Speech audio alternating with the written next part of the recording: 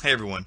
I was going through and I was doing some research on Bill Cooper's Mystery Babylon series. And I was going through and I was taking the parts that Bill Cooper would debunk the mystery school religion, like the ideas of Zeitgeist and Jordan Maxwell and Michael Tsarian, and I was putting it all in a separate file, which I'll provide as a podcast later. But Bill Cooper was very, very against that idea, but some people think that he was for it because what he would do is he would read books from people like Manly P. Hall or Albert Pike or Alice Bailey or something, but he was really good at reading these books, so sometimes it sounded like that's what he was saying. And so what Bill Cooper would do, and you know this if you're, listened to the Mystery Babylon series or any of Bill Cooper, that he would always stop and say, remember, this is not what I believe, this is what they believe. So as I was sitting down listening, I came across this one part where it sounded like Bill Cooper was reading, but he never said that he was reading from any particular author. So I Googled it and found out that he was reading verbatim from one of Jordan Maxwell's books called That Old Time Religion.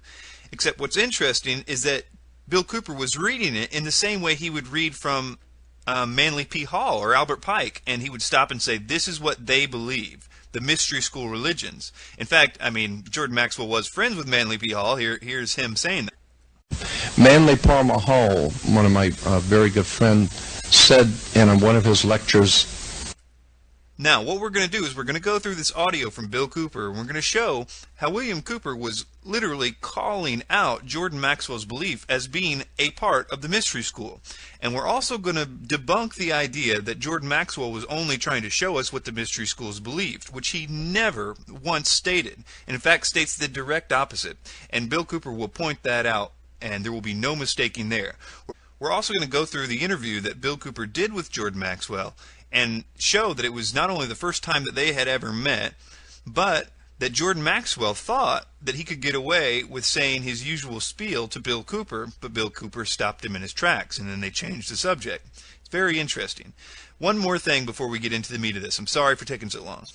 But this is really complicated, and you need to understand what Bill Cooper's position was, as far as I can understand. He believed that the ancient mystery schools at about 150 AD, that is after Jesus Christ, 150 years, they merged their ancient worship of the sun, which was not really worshiping the sun per se, but worshiping what the sun represented, which to them was primordial knowing or Lucifer or something like that.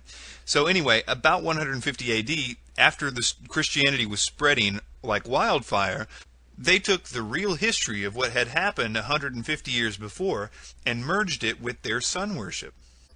And so you have authors like Plutarch who were initiated into the ancient mystery school religion at about 150 AD, writing books like Parallel Lives, which began this whole thing about Freemasonry and everybody else having this story that sounds a lot like Christianity.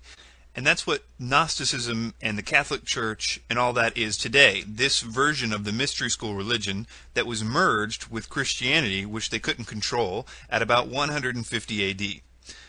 And here's Bill Cooper kind of saying it right here. Nearly all writers attempting an interpretation of the Osirian cycle have recourse to Plutarch. It has seemingly never occurred to Egyptologists that this eminent priest of Delphi might have purposely confused or distorted the fable, or, if not that, might certainly have misdirected the attention of the reader from relevant to irrelevant explanations. Two factors must certainly be taken into consideration when reading Plutarch. First, he was an initiated priest of the mysteries. Okay, now follow along on the screen as Bill Cooper reads verbatim from Jordan Maxwell's book, That Old Time Religion. And the most crucial part is to look and notice where Bill Cooper is actually adding his own commentary to what he is reading. Okay, here we go. Here we note another cleverly disguised part of the whole, according to the mystery school, misunderstood and plagiarized story. For they believe that Christianity is a perversion of the mysteries, and that's why they hate Christians. Sorry, we're just getting started. There's so much more of these to go through, but I wanted to point out right up front what Bill Cooper was saying here. Obviously, he's stopping where Jordan Maxwell, and you'll see this over and over and over again, where Jordan Maxwell says this is true fact, Bill Cooper keeps stopping and says this is what the mystery schools believe. Now, we'll look into that more detail here in a second, but I also wanted you to notice that Bill Cooper says right there, this is why the mystery schools hate Christianity, is because they think that Christianity stole their religion from the ancient Egyptian, and that's what the whole truth movement thinks too. But really what happened was this ancient Egyptian religion in 150 AD stole the Christian religion, and that's Bill Cooper's point. So you need to understand why he just said that before we can really understand what's going on in these many, many cases of him calling out Jordan Maxwell. The next point to be made requires first a little background. Christians have always referred to God as the Father. But viewing God as a father didn't start here. It goes back far into the ancient world. The reason is, according to the mystery religion, our planet was always viewed as our Mother Earth, our Mother Nature, and that's where all this Mother Earth and Earth Goddess comes from in the New Age movement. And since rain, the life-bringing fluid, or the semen, falling from heaven, impregnated and brought life to Mother Earth, it was therefore believed that our Father was in heaven. And so the New Testament story was, Mother Earth asked God's Son to draw water from the sea for the grapes to make fine wine for the wedding feast. And this marriage feast story is over 5,000 years old, 3,000 years before the New Testament story. And the mystery schools believe it is just one more case of pious plagiarism. Okay, there is a lot more, and we'll get to them in a second, but I just wanted to point this out because this is a classic example. What does Jordan Maxwell say? He says, 3,000 years before the New Testament story was retold. Just one more case of pious plagiarism. Now, what does Bill Cooper say? 3,000 years before the New Testament story was retold, the mystery schools believe this is just one more case of pious plagiarism. So Maxwell is telling us this is real history, and Bill Cooper is telling us this is what the Freemasons believe history is. So before we go any further, I want to debunk the idea that people will often say, which is Jordan Maxwell was just trying to show us what the ancient mystery schools believed. He wasn't trying to say this is real, he was only trying to say this is what they believe. But if you read through this book or see any Jordan Maxwell presentation, you will continually see this is not the case. Jordan Maxwell tells us that the roots of Christianity and Judaism are to be found in Egypt. He says that point blank over and over and over again. I have never heard him say the opposite of that. In fact, the name of this book is called That Old Time Religion, The Story of Religious Foundations. And in case there's any more doubt that Jordan Maxwell was actually trying to debunk Christianity by saying that it was based on Egyptian religions and not pointing out that it's what the mystery schools believed, read the back of the book. It says, "This book proves there is nothing new under the sun regarding many of our modern religious beliefs. This includes Christianity, and how many of its beliefs could be far older than what we have suspected. It gives a complete rundown of the stellar, lunar, and solar evolution of our religious systems and contains new, long-awaited, exhaustive research on the gods and on our beliefs. The book's central theme, the origin of religions, centers around the work of Jordan Maxwell. Mr. Maxwell has become widely known as one of the world's foremost experts on early mythological systems and their influence on both ancient and modern religions. He continually surprises the reader with factual evidence on where our modern beliefs really came from." Okay. So that should show you that Bill Cooper and Jordan Maxwell are on the opposite sides of the fence trying to prove two absolutely different things. So let's continue and listen to Bill Cooper's reading of Jordan Maxwell's work. Though the story varied in some details from place to place in Egypt, the essence was always the same. God's Son, spelled S-U-N, our risen Savior, was the light of the world, who gave his life for us. Now remember, this is according to the belief of the mystery religion of Babylon. These points here mentioned are just some of hundreds, if not thousands, of direct connections that can be made between the Judaic-Christian Bible story and the far more ancient original story. The purpose for drawing your attention to this literary plagiarism, according to the mystery school, this is what they believe, is best stated by Alfred North Whitehead, who said, quote, "No lie can live forever," unquote. They hate Christians, they hate Christianity, and the first object is to destroy the Christian church and Christians, to wipe them off the face of the earth. If you are a Christian, you are in the greatest danger that you can even imagine at this moment as the New World Order takes shape around you. Egyptologist Gerald Massey said, quote, "They must find it difficult, those who have taken authority as the truth rather than truth as the authority," unquote. And now for a few thoughts on the Old Testament Word of God, according, again, to the mystery religion. Remember, I am revealing the secrets of the mystery religion of Babylon during this broadcast. At Malachi 4:2, the God of heaven is described as the Son of righteousness with healing in his wings, and it is spelled S-U-N. The Son with healing in his wings. Then in the New Testament, at Matthew 23, verse 37, and Luke 13, verse 34, we see God's Son wanting to gather all under, quote, his wings, unquote. This is most appropriate, for in Egypt the Son was always pictured with his wings, and you see a disc with wings.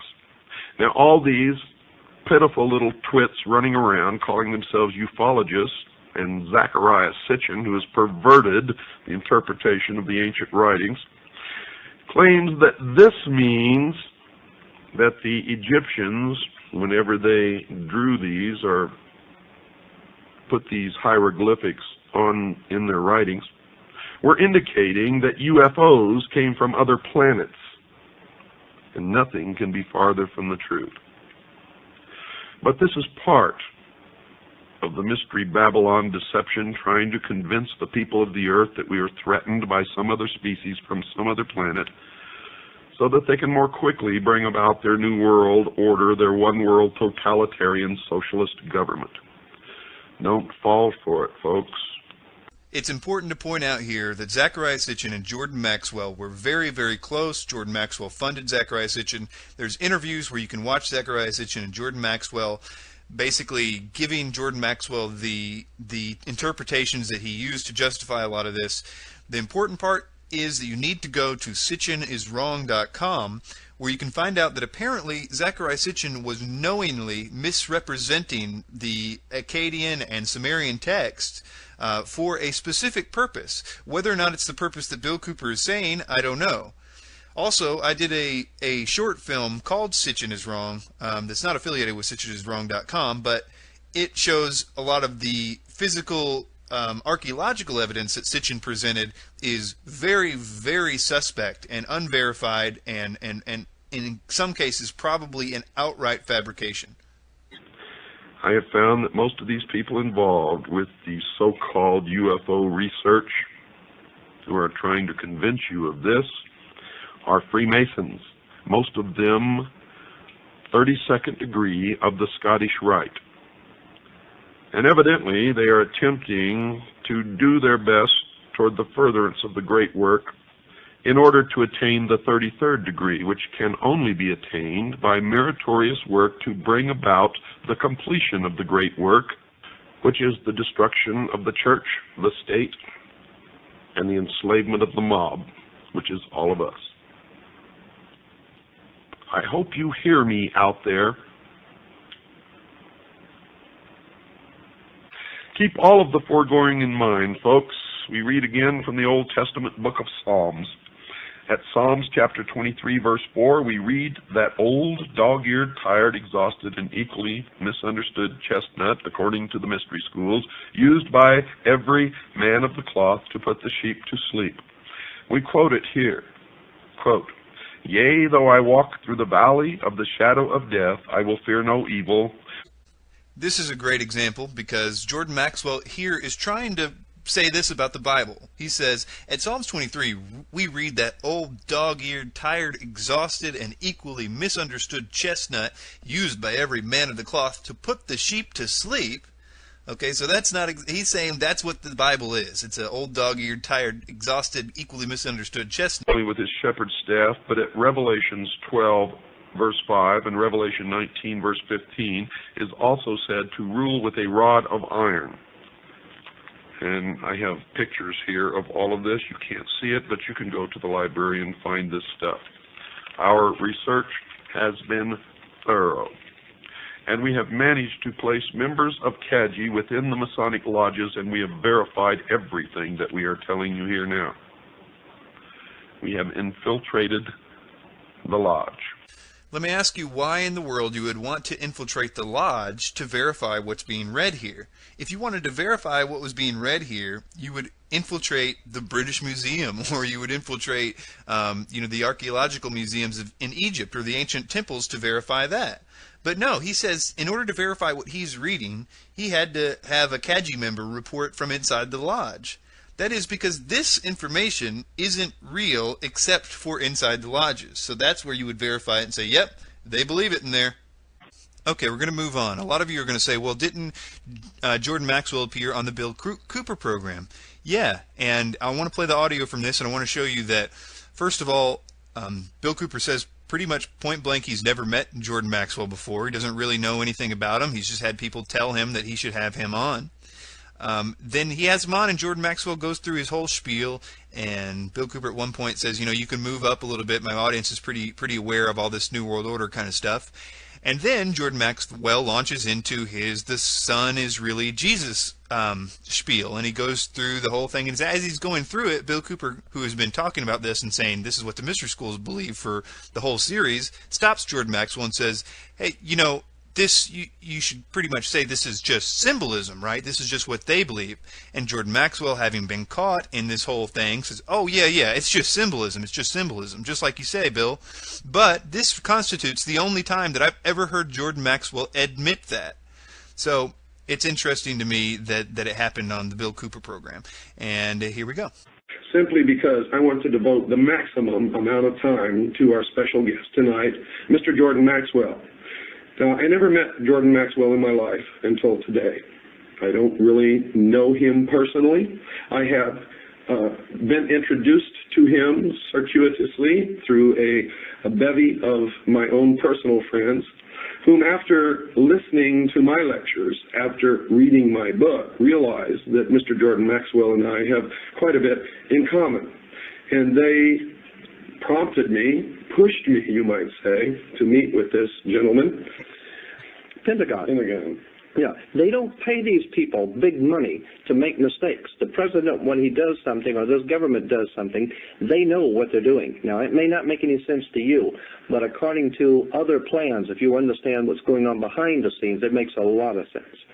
And let me interject something in here for you, Jordan, so that you'll understand. My listening audience has had 22 hours already. Their education is far beyond anybody that you normally talk to. Right. They understand what we're talking about. They understand the involvement of the Vatican. They understand the symbology of the mystery schools. Right. Now, we may have some listening audience out there who just tuned into this show or maybe just found it a couple of shows ago, but most of my listening audience worldwide have been listening to this show since the 4th of May, 1992, and have an extensive education in all of this.